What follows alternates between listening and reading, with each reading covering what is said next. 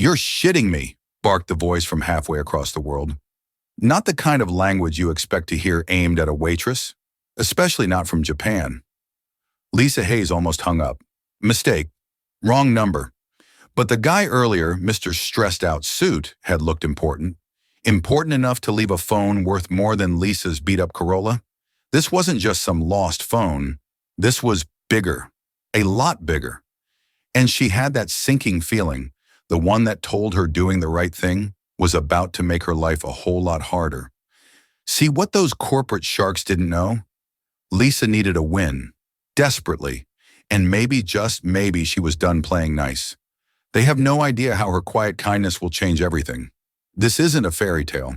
This is the story of how one waitress answered a foreign call and ended up saving the most important client of Billionaire CEO Anthony Croft. The air in the Morning Glory Diner on Lexington Avenue was a familiar symphony of chaos. The hiss of the griddle, the clatter of ceramic plates, the low roar of 100 conversations blending into a single anonymous hum.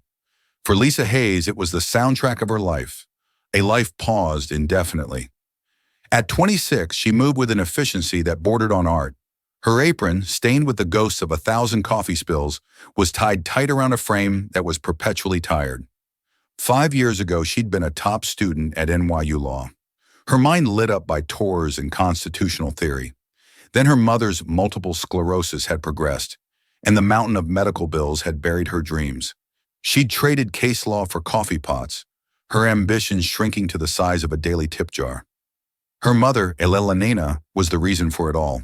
The smile Elena gave her each evening, frail but genuine, was the fuel that got Lisa through double shifts and aching feet. But the cost of care was a relentless tide, and Lisa was slowly drowning. Around 2:15 p.m., the bell above the diner door chimed, admitting a slice of a different world. Two men in bespoke suits that probably cost more than her car slid into a corner booth. The older man had a gravitational pull to him. His silver-streaked hair was perfectly coiffed, and his eyes, a sharp, piercing blue, scanned the diner with an air of detached ownership. This was Anthony Croft, though Lisa didn't know it. He was the founder and CEO of Ethelred Capital, a private equity firm whose name was whispered with reverence and fear on Wall Street. The man opposite him, younger and visibly stressed, was Marcus Thorne, his senior vice president. Marcus's fingers drummed a nervous rhythm on the table, his gaze darting towards his phone every few seconds. "It's done, Marcus." "Anthony," said his voice, a low, confident baritone that cut through the diner's noise. "The contracts are with their legal team in Tokyo. All that's left is the final handshake. Yamasan is old school. He needs that face-to-face confirmation." "I know," Marcus replied, loosening his tie. "But until his signature is on that paper, Project Nightingale is just $10 billion of wishful thinking. The moment it's signed, we become the biggest player in the Pacific Rim's tech sector. If it falls through, it won't fall through," Anthony stated with a finality that left no room for argument. "Yamada Global Holdings needs our infrastructure as much as we need their capital. It's a perfect synergy." Lisa approached the table. "Hi, what can I get for you, gentlemen?" she asked, her voice polite, practiced, betraying none of the exhaustion behind her eyes. They ordered black coffee and nothing else. They were there to talk, not to eat. Lisa delivered the coffees and left them to their world of billions and synergies. For the next 20 minutes, their conversation was a low murmur of terms she vaguely recognized from her past life. Due diligence, escrow, shareholder approval. Then Marcus's phone buzzed. He glanced at it, a flicker of panic crossing his face. "It's my daughter's school. I have to take this." He stood up, almost knocking over his coffee. "Handle it," Anthony said, not looking up from his own device. Marcus rushed outside, his voice urgent as he spoke into the phone. A few minutes later, he returned, looking even more afraid. Anthony was already standing, putting a crisp $50 bill on the table for two $5 coffees. "Let's go." "We have a pre-briefing in an hour," Anthony commanded. They left as quickly as they had arrived, two sharks swimming back to deeper waters. Lisa cleared the table, pocketing the generous tip with a grateful sigh. It was another small drop in an ocean of debt, but it was something. She wiped the table clean, her thoughts already on the next order, the next customer, the relentless forward march of the shift. She didn't notice the sleek black smartphone lying face down on the vinyl seat, a silent, forgotten link to a $10 billion world. For another hour, the phone lay dormant, a black rectangle camouflaged against the dark red of the booth's upholstery. The lunch rush subsided, replaced by the slower pace of the late afternoon. Lisa was refilling salt shakers when a strange melodic chime cut through the diner's ambiance. It wasn't the familiar jingle of a cheap burner phone or the latest pop song. It was a serene, layered harmony, elegant and utterly out of place. Lisa followed the sound to the corner booth. There it was, Marcus Thorne's phone. The screen was lit up, displaying a string of numbers, preceded by a Platon 81 Japan. Below the number in small English characters was the name Yumi Sato. Her first instinct was to let it go to voicemail. It wasn't her phone, not her business. Her manager, a perpetually grumpy man named S, had a strict policy leave lost items in the box behind the counter and never ever answer a ringing phone. It was a liability. The phone stopped ringing and the screen went dark. Relief washed over Lisa. Problem solved. She picked it up, intending to hand it to S.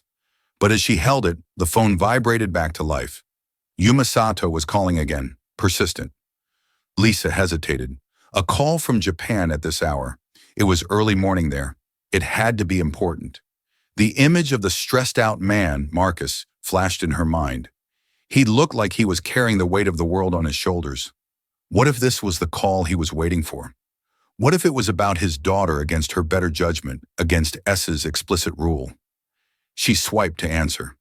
"Hello," she said, her voice quiet, uncertain. There was a pause on the other end, then a crisp female voice speaking perfect, lightly accented English. "I am trying to reach Marcus Thorne. To whom am I speaking?" "Oh, my name is Lisa. I'm a waitress at the Morning Glory Diner in New York. Mr. Thorne was here earlier." He must have left his phone." Another pause, longer this time. Lisa could hear the faint, sterile silence of a corporate office in the background. The woman on the other end seemed to be processing this unexpected development. I see the voice set a sudden chill entering her tone. "That is unfortunate. My name is Yumi Sato. I am the executive assistant to Mr. Kenji Yamada, chairman of Yamada Global Holdings." The name clicked something in Lisa's memory. Yamada. It was the name she'd overheard from the CEO, Anthony Croft. This was big. "Can you please take a message for Mr. Thorne?" Yumi continued, her voice now, a mask of professional courtesy. "Of course," Lisa said, grabbing a napkin and a pen from her apron. "Go ahead. Please inform Mr. Thorne and by extension, Mr. Croft, that Mr. the Yamada has reviewed the final prospectus overnight. There have been some concerning developments. As a result, he is formally canceling the finalization meeting scheduled for tomorrow at 0900 Tokyo time." Lisa's pen froze mid-scribble. The words hung in the air, each one landing like a block of ice, canceling the meeting. She remembered the snippets of conversation. 10 billion on the line. Project Nightingale. Canceling. Lisa echoed her voice, barely a whisper. "I think there might be a mistake. They seemed very confident. Everything was fine." "There is no mistake." Yumi said, her voice sharp and final.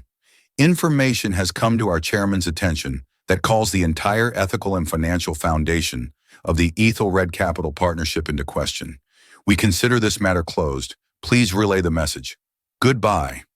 Before Lisa could say another word, the line went dead. She stood there in the middle of the diner, the phone still pressed to her ear, the dial tone a monotonous buzz. The sounds of the diner, the clinking of cutlery, a laugh from a nearby table, seemed to be coming from a great distance. She looked down at the phone in her hand.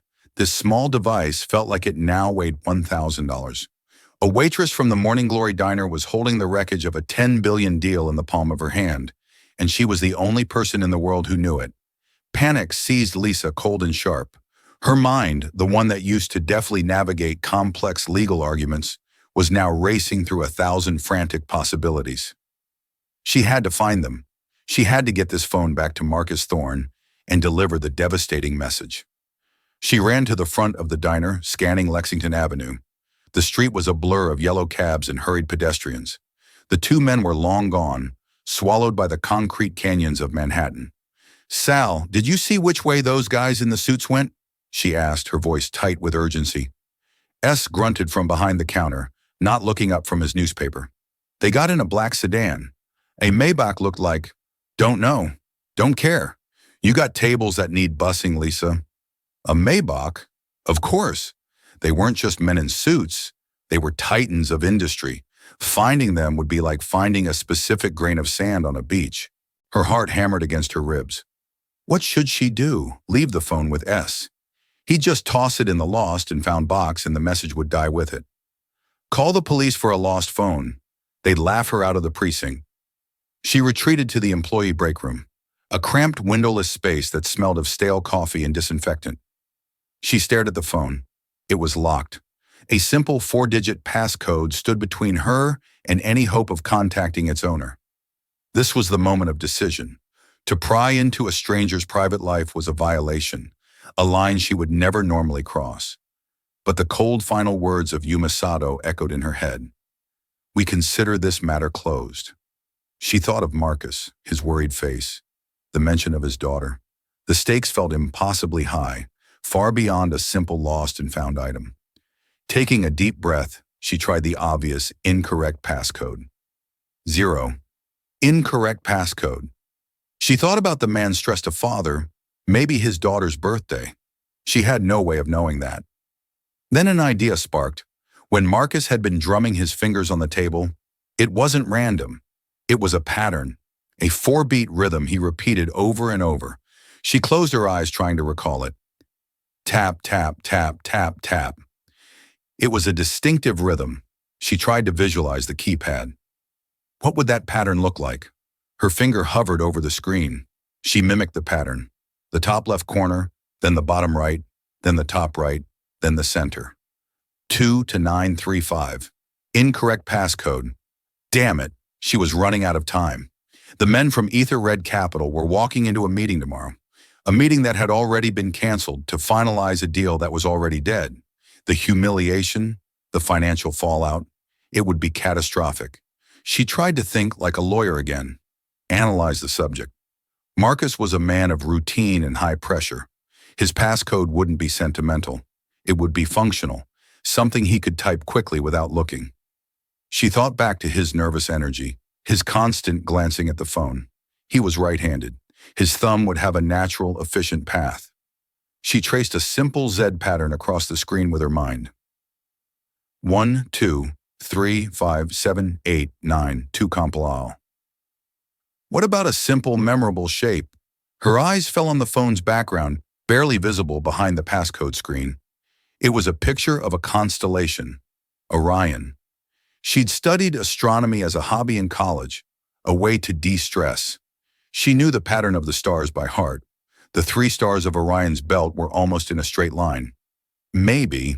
She typed in the numbers corresponding to the stars' positions on the keypad. 753, only 3 digits. No, wait, he was a numbers guy, a finance guy. Maybe it was related to his work. Ether Red Capital. She Googled the company on her own cheap phone. Founded in 1998, she tried 1998. Incorrect passcode. She was about to give up when she noticed something. The phone's case. It was a simple black leather case, but on the bottom corner, almost worn away, were 4 embossed letters. ALEX. Alex, the name of his daughter, perhaps. She'd heard him mention her. She typed the corresponding numbers on the keypad. 2539. Click. The phone unlocked. A wave of dizziness washed over Lisa. She was in. A grid of apps stared back at her email calendars, secure messaging platforms she'd never heard of. It felt like holding a master key to a secret kingdom. She ignored the personal messages and emails, her conscience dictating. She looked for one thing only, a way to contact Anthony Croft or Ether Red Capital. She opened the calendar. There it was, highlighted in red. ZO8 EST21 Zardro JST final pre-briefing for Project Nightale. Location Ether Capital HQ 50 Hudson Yards. It was happening tonight in just a few hours. She then saw another entry for the next morning. Aero 600 EST and Suzuru JST. Wheels up for Tokyo. They were flying out in the morning, completely oblivious. She had to get to them. But how? She couldn't just walk into one of the most secure buildings in New York and asked for the CEO. Her eyes scanned the screen, landing on a secure messaging app called Signal. There was a recent chat group named Night and Dale Core Team. The last message was from Marcus, sent just before he'd entered the diner. On my way to meet JC, all quiet on the Eastern Front. Looks like clear skies ahead. Below it was a reply from someone named Damien V. Let's hope so. Wouldn't want any unexpected turbulence. By the way, saw this interesting analysis. Might be worth a read before you pop the champagne. Link. Lisa's blood ran cold. Unexpected turbulence. It was a premonition. With a shaking finger, she tapped the link. The link opened to a web page that looked at first glance like a legitimate financial news blog. Market Vulture Insights. The header read. The article's headline was sensational, designed to provoke maximum fear. Ethelred's unseen rot is the Nightingale deal. A house of cards built on unethical debt. Lisa, her heart, pounding a frantic rhythm against her ribs, began to read. Her law school training dormant for years kicked into high gear. She wasn't just reading the words. She was dissecting the argument, looking for fallacies, for the subtle tells of fabrication. The article alleged that Ethelred Capital had used a series of offshore shell corporations to hide toxic debt and artificially inflate the value of the assets being leveraged in the Yamadenya deal. It cited anonymous sources deep within the firm and referenced a supposed internal audit that had been buried. It was slick, persuasive, and filled with just enough technical jargon to sound authentic to an outsider. But to Lisa, something felt wrong. The sourcing was vague, a senior partner, an analyst with ethical concerns. The numbers didn't quite add up in a way she could feel in her gut, a structural weakness in the logic. Most damningly, the author of the piece was listed as M. Scott. A quick search on her own phone for M. Scott Market Vulture Insights yielded nothing. The author was a ghost. She scrolled back to the Signal chat. Who was Damien V? The person who had so helpfully sent this article to Marcus. She tapped his profile. Damien Vance. A quick Google search of his name alongside Ethel Capital revealed everything. Damien Vance was the CEO of Vance Acquisitions, Ethelred's most aggressive and bitter rival. They had been locked in a bidding war for the same tech portfolio for months. Ethelred had won, and Project Nightingale was the culmination of that victory Vance had lost. It was all there. A rival CEO sending a link to a damning, untraceable article just before the biggest deal in his competitor's history was set to close. It wasn't a warning. It was sabotage. Lisa felt a surge of adrenaline. This interesting analysis was a poison pill, a sophisticated piece of corporate espionage designed to be forwarded to the Japanese team.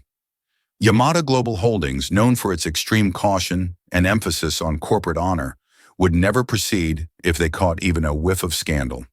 Damien Vance had crafted the perfect weapon, a lie that looked exactly like the truth, and he had planted it right in Marcus Thorne's phone. She could picture the sequence of events perfectly. Marcus, seeing the message from a known rival, might have dismissed it. But what if someone on his team saw it? What if the link was forwarded? Or if Yamada's own people discovered it through their own intelligence channels? Damien had seeded the doubt, letting it fester, and Yumioto's words came back to her. Information has come to our chairman's attention that calls the entire ethical and financial foundation of the partnership into question. They had seen the article. The poison had worked. Lisa now held the entire puzzle in her hands. She knew the deal was canceled. She knew why it was canceled, and she knew it was all based on a sophisticated lie. But what could she do? She was a waitress. Her reality was burnt coffee and sticky tables. The world of Anthony Croft and Damien Vance was a foreign country. Walking into Ether Capital headquarters was impossible. They would never let her pass the lobby. Calling the main line would get her routed to a junior assistant who would dismiss her as a crank. She looked at the time on the phone. 5:45 p.m. The pre-briefing was in 2 hours. They were preparing for a victory that had all dare already been turned into a defeat. Her mind raced, sifting through the limited, desperate options. She couldn't get to Anthony Croft. She couldn't get to Marcus Thorne. But maybe she could get to the source of the problem. She opened the phone's call log. The last incoming call was from Yumi Sato. The number was right there. a direct line to the executive assistant of the man who had just killed the deal. It was a crazy idea, an insane, career-ending, potentially life-ruining idea. Calling the right hand of a Japanese billionaire to tell her that she and her boss had been duped by a fake news article. And who was the messenger? Not a CEO, not a lawyer, not even an intern, a waitress from a diner on Lexington Avenue. They would hang up on her. They might even think she was part of some elaborate prank or a bizarre extortion attempt. She thought of her mother, of the endless bills, of the feeling of being trapped. For 5 years, she had been powerless, a spectator in her own life. But right now in this grimy break room, holding this phone, she wasn't. She held knowledge that was worth $10 billion. And for the first time in a very long time, Lisa Hayes felt the flicker of a fire she thought had gone out years ago. She took a deep breath, her hands shaking, and pressed the call button. The phone began to dial Japan. The line rang 4 times, each ring stretching into an eternity. Lisa's heart was a drum solo against her ribs. She could hear S yelling from the diner. "Hayes, you got a 4-top waiting?" She ignored him. The world had shrunk to the phone in her hand and the impossible conversation she was about to attempt. "Moshi, Moshi," a voice answered, polite and professional. It was Yumi Sato. Lisa's throat went dry. "Ms. Sato, my name is Lisa Hayes. We spoke a little while ago. I'm the waitress from the diner in New York." There was a long, cold silence on the other end. Lisa could feel the disapproval radiating across the Pacific.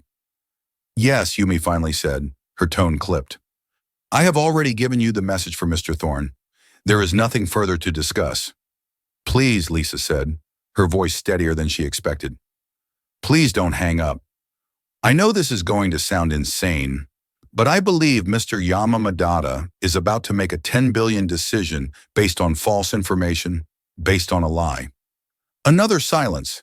This one was laced with incredulity. "Miss Hayes, you are a waitress.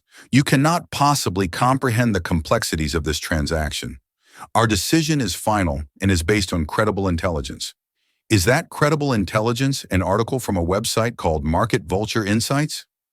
Lisa shot back the words, tumbling out in a rush. The silence that followed was different. It wasn't dismissive anymore. It was sharp, alert, dull, and laced with shock. She had hit the bullseye. "How do you know about that?" Yumi asked, her voice losing its robotic calm for the first time. "Because I'm holding the phone where the link to that article was planted," Lisa explained, speaking quickly, trying to build her case before the window of opportunity slammed shut. "It was sent by Damian Vance, the CEO of Vance Acquisitions, Etherred's biggest rival. The author, M. Scott, doesn't exist. The website was registered less than 2 weeks ago to a proxy service in Panama. It's a ghost site. It's a fabrication MSTO, a piece of corporate sabotage designed to look like investigative journalism." She laid it all out. The logic, the timing, the motive.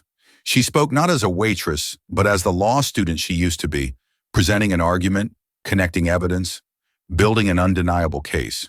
She explained how Vance stood to gain, how the article's anonymous sourcing was a classic red flag, how the entire narrative was constructed to prey on the exact fears a cautious investor like Yamada Global Holdings would have. "Mr. Croft and Mr. Thorne don't even know the deal is off yet," Lisa pleaded, her voice filled with a desperate sincerity. "They don't know why. They are walking into their final briefing tonight completely blind. You canceled based on a lie and they don't even have a chance to defend themselves." For a full minute, the only sound was the faint trans-oceanic hum on the line. Yumi Sato was processing, weighing the sheer absurdity of the situation against the undeniable specific details the American waitress was providing. A stranger shouldn't know any of this. "What you are suggesting is a very serious accusation," Yumi said, her voice measured cautious. "We have our own vetting processes. We do not make decisions of this magnitude lightly." "And your process was hijacked," Lisa insisted, "by a rival who knew exactly how you think. Please, I'm not asking you to reinstate the deal. I'm just asking you to pause to give Mr. Croft a chance to respond to these allegations. An allegation he doesn't even know exists. Is that not honorable? To allow a man to face his accuser, even if the accuser is a ghost." She had used the right word, honorable. It resonated. She could feel it. There was more silence, and Lisa could hear the faint murmur of Yumi speaking in rapid Japanese to someone else in the room. Her heart hammered. This was it, the moment it all hinged on. Yumi came back on the line. Her voice was different now, all business. Miss Hayes, what you say is compelling and highly irregular. We will not act on your word alone. However, the questions you raise merit a direct response. Lisa held her breath. You have 1 hour, Yumi stated. You have 1 hour to have Anthony Croft contact Mr. Yamada's personal office. He will need to be prepared to directly refute the specific claims made in the Market Vulture report. If we do not hear from him by 08:30 Tokyo time, our original decision stands and we will sever all communication. Do you understand? Yes. Lisa breathed a wave of relief so powerful it made her dizzy. Yes, I understand. I will text the direct number for Mr. Yamada's chief of staff to this phone. It is to be used one time only. 1 hour, Miss Hayes. The line went dead. A moment later, the phone buzzed. A new text message appeared on the screen, containing a Japanese phone number and a simple message. 60 minutes. Lisa stared at the screen, her mind reeling. She had bought them 60 minutes. She had cracked open the door that had been slammed shut. Now came the impossible part. Finding a billionaire who had no idea he needed to be found, and convincing him to make the most important phone call of his life, based on the word of the woman who was supposed to be refilling his coffee cup, and the clock was ticking. The world outside the diner's break room had turned a deep shade of twilight blue, the city lights beginning to prick the darkness. But for Lisa, the only light was the cold white glow of Marcus Thorne's phone. The clock on the wall showed 7:31 p.m. The 1 hour timer Yumi had given her hadn't been a negotiation. It was a countdown to execution. With the time difference that meant the guillotine would fall in less than 45 minutes. Every second felt both infinitely long and terrifyingly brief. The cramped, windowless room, which normally felt like a small, quiet sanctuary from the diner's chaos, now felt like a cage. The air was thick with the smell of stale coffee and bleach, a scent she would forever associate with the unique, heart-stopping terror of holding the fate of a global enterprise in her hands. Her first thought was a desperate ward idea to call 911 and report a national security issue. She dismissed it as quickly as it came. They wouldn't mobilize the FBI for this. They'd send a squad car and 2 officers who would think she was delusional. No, her only path was through the corporate fortress itself. A fortress designed specifically to keep people like her out. Her hands, slick with sweat, fumbled as she found the main switchboard number for Ether Red Capital on their website. She took a steadying breath, trying to summon a voice of authority she hadn't used since her last moot court competition. Ether Red Capital, this is Cynthia speaking. How may I direct your call? The voice was impossibly crisp and professional, the audio equivalent of a starched white shirt. I need to speak to Anthony Croft immediately, Lisa said, aiming for a tone of brisk importance. I'm sorry, Mr. Croft is in a priority meeting and is not accepting any calls, Cynthia replied, her voice a pleasant, impenetrable wall. Would you like to leave a message with his executive assistant? This is an emergency, Lisa insisted, her voice rising slightly. It's regarding the final status of Project Nightingale. She threw the code name out like a grenade, hoping it would blast a hole in the corporate protocol. It barely made a dent. I understand, ma'am. All inquiries regarding Project Nightingale can be directed through our communications department. If you'll hold, I'll transfer you. No, don't transfer me. You don't understand. The project is, Lisa cried out. But it was too late. The soulless looping melody of a Vivaldi concerto filled her ear. She was on hold and nobody in a queue. Panic began to claw at her throat. Every moment she wasted listening to violins was a moment Anthony Croft was striding closer to a cliff he couldn't see. She stabbed the end call button and immediately redialed. A different operator answered this time. Lisa didn't give him a chance to speak. She changed tactics. The truth was a liability. A well-crafted lie was a key. I was just cut off, she said, her voice now sharp with fabricated frustration. I need to be put through to Marcus Thorne's office. My name is Dr. Evans from the Lenox Hill Pediatric Center. I have an urgent personal update on his daughter Alexandra. It felt like swallowing acid. Using a man's child, weaponizing a parent's greatest fear, made her feel sick to her stomach. But as she pictured the $10 billion deal collapsing on the heads of thousands of employees, all because of a lie from Damian Vance, she decided her own lie was the lesser of two evils. The operator's tone changed instantly from robotic to deeply concerned. "Oh, of course, doctor. I'm so sorry for the inconvenience. Please hold. I'm patching you directly to his executive assistant, Chloe." Seconds later, a new voice, warm and efficient, was on the line. "Marcus Thorne's office. This is Chloe." "Chloe, this is Dr. Evans," Lisa said, her heart hammering. "I must speak with him now. It is a family emergency." "Oh my goodness," Chloe said, her voice filled with genuine alarm. "Doctor, I am so sorry, but he is in the Night and Gale briefing with Mr. Croft. The entire executive floor is in a complete communication lockdown. It's a sealed room protocol. No phones, no tablets, no communication in or out until the briefing is concluded. It's to prevent any possibility of a security leak before the final signing. Is there a message I can have him call you about the absolute moment he's free?" A sealed room. It was a dead end, more final than any she could have imagined. A literal black box she couldn't penetrate. They were in a soundproof, signal-proof cage of their own, making toasting a victory that had already been turned into a historic defeat. Meanwhile, 60 floors above her, the atmosphere inside that sealed room was electric. The long mahogany table gleamed under the recessed lighting. Anthony Croft stood at its head, a rare, expansive smile on his face. He wasn't holding champagne that would be for tomorrow, but he held his glass of sparkling water as if it were a trophy. "To the Night and Gale," he said, his voice resonating with pride. "To the years of work, the sleepless nights, the relentless pursuit of excellence. Tomorrow we don't just acquire a portfolio, we reshape an industry. To all of you in this room, my thanks are not enough. You have delivered." A chorus of "hear, hear," and the gentle clinking of glasses echoed in the room. Marcus Thorne, sitting to Anoni's right, felt a profound wave of relief wash over him. The anxiety that had plagued him for months had finally lifted. They had done it. The mood was one of quiet, deeply satisfied triumph. They were masters of the universe, standing at the summit, completely oblivious to the fact that the ground beneath them had already given way. The spell was broken when the heavy oak doors opened with a barely audible swoosh. Anani's personal assistant, Eliza, a fiercely competent woman who knew his rules better than he did, slipped inside her face a pale, grim mask. Her presence alone was a violation of the highest order, and a sudden, sharp silence fell over the room. She walked directly to Anthony, ignoring the questioning looks from the other executives, and whispered urgently in his ear. The team watched as color drained from Anthony Croft's face. His smile vanished, replaced by a look of sharp disbelief. "What do you mean, no comment?"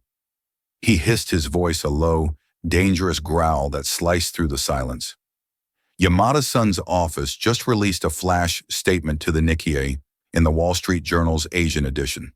Eliza whispered back, her voice shaking almost imperceptibly as she held out a tablet. "It says Yamada Global Holdings is reevaluating their North American expansion and strategy and have no further comment on the status of any pending partnerships at this time. Our contacts in Tokyo say its boardroom code for the deal is dead.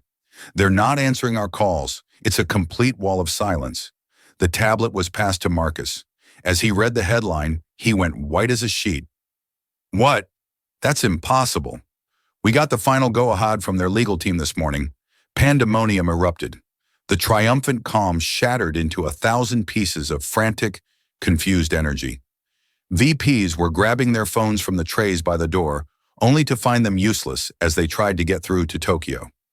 Anoni's face had become a mask of cold fury. This wasn't a negotiation tactic. This was a public execution, and he didn't even know why. "Get me Kenji Yamada on the phone," he roared, his voice echoing in the once celebratory room. "Get his assistants. Get the janitor in his building. Get me someone who can tell me what in the hell is going on now." Down in the diner's break room, Lisa was on her last resort. She had failed. The thought was a cold, hard stone in her stomach. She stared at the countdown on Marcus's phone. 19 minutes remaining. She had hit a brick wall and time was bleeding out. In desperation, she opened the signal group again. "Night and Gale Core Team. Her eyes scanned the list of a dozen names, VPs, senior counsel, managing directors. None of them would listen to her. They were as insulated as Croft himself. Then her eyes landed on a name near the bottom, James Howell, analyst. His profile picture was of a young man barely older than her, with a bright, eager look in his eyes. He didn't look jaded or cynical. He looked like someone who might still be scared of his bosses, someone who might still believe in an emergency. The weakest link in the corporate armor, she thought. Tapping his profile, she found a link to his public LinkedIn page. From there, it took her 30 precious seconds to find his direct work extension listed on an old university alumni page. It was a desperate, flimsy thread, a 1-on-a-million shot. She dialed the number. It rang 3 times. Then a young, slightly nervous voice answered. "James Howell."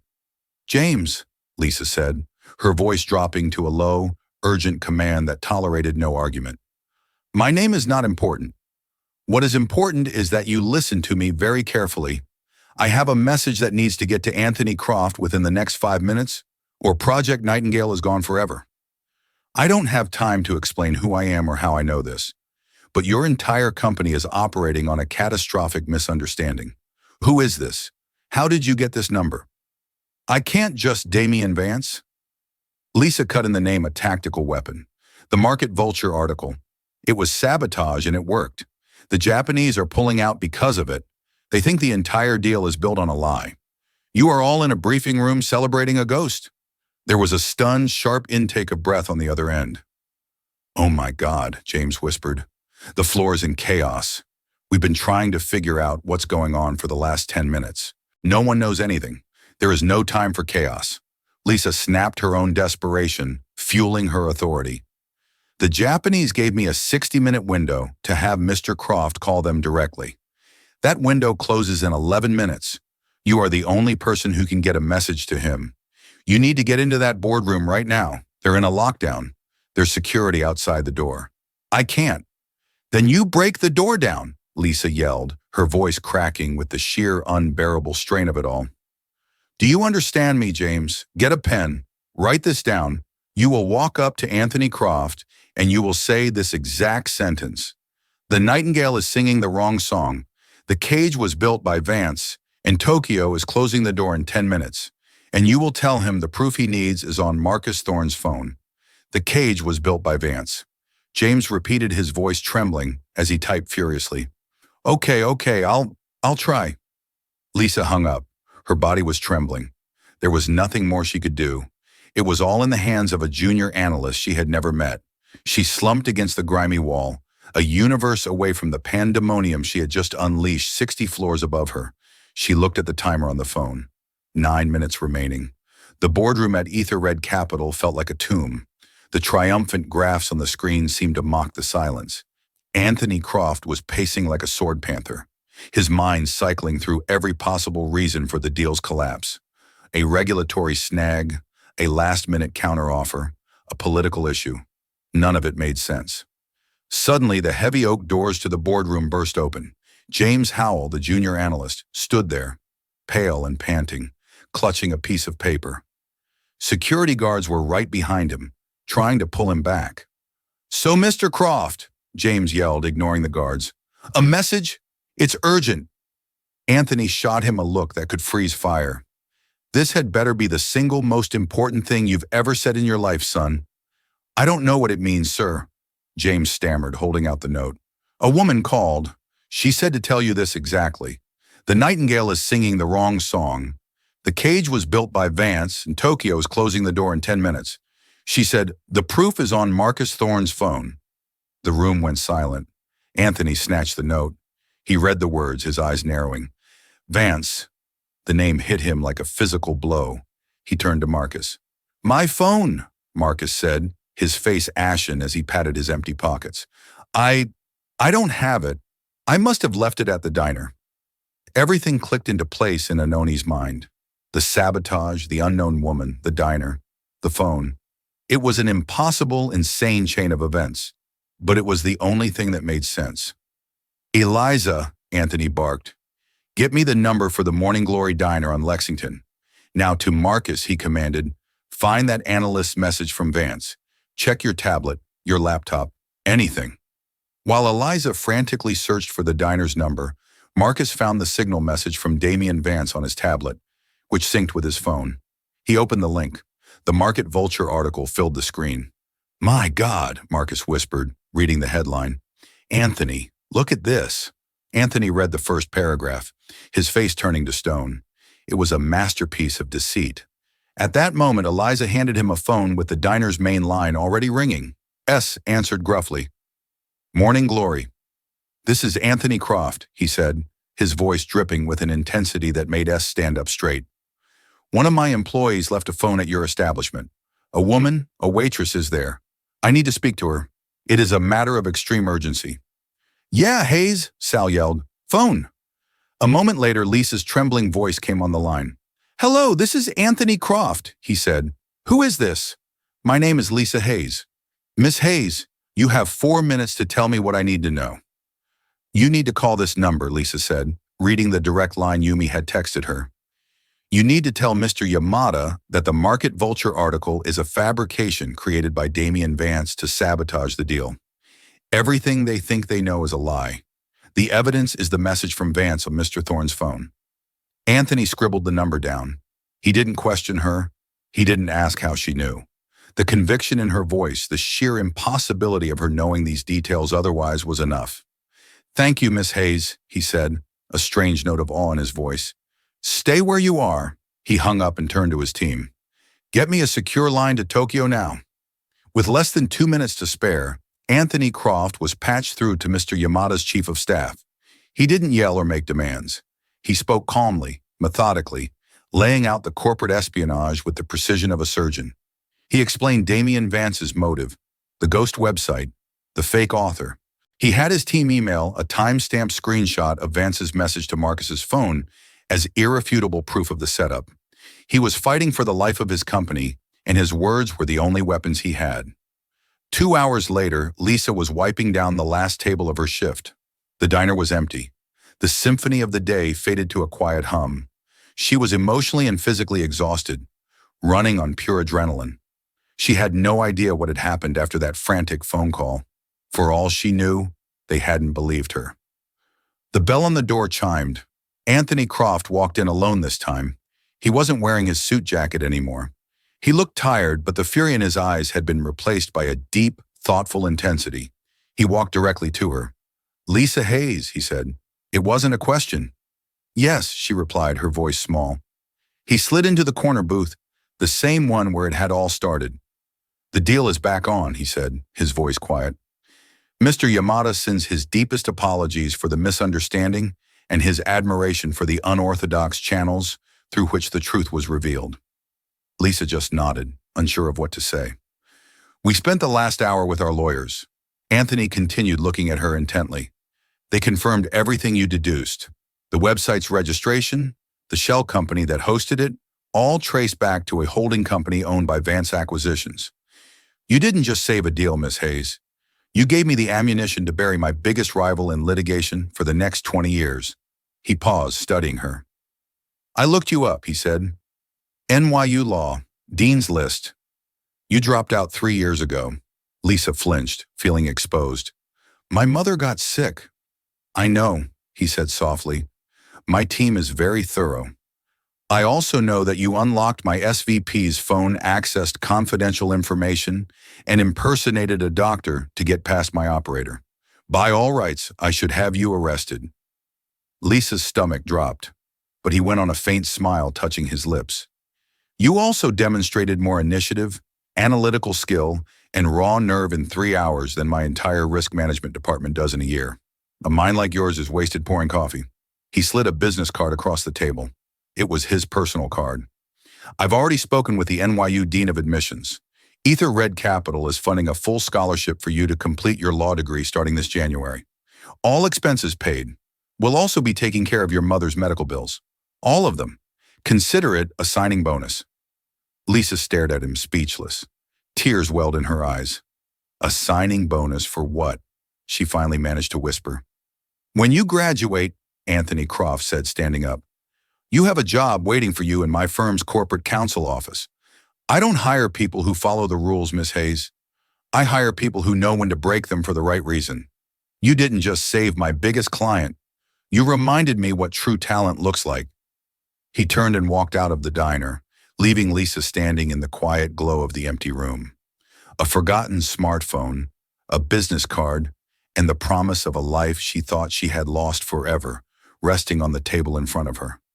The weight of an ordinary day had finally lifted.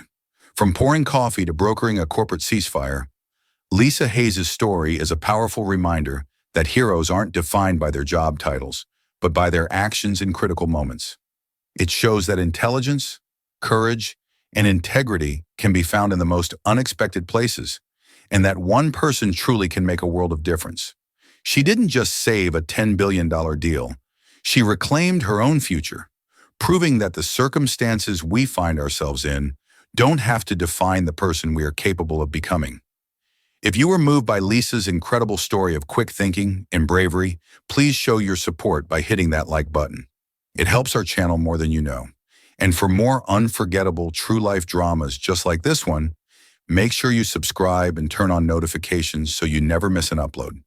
Share this video with someone who needs a reminder that extraordinary potential often lies just beneath an ordinary surface.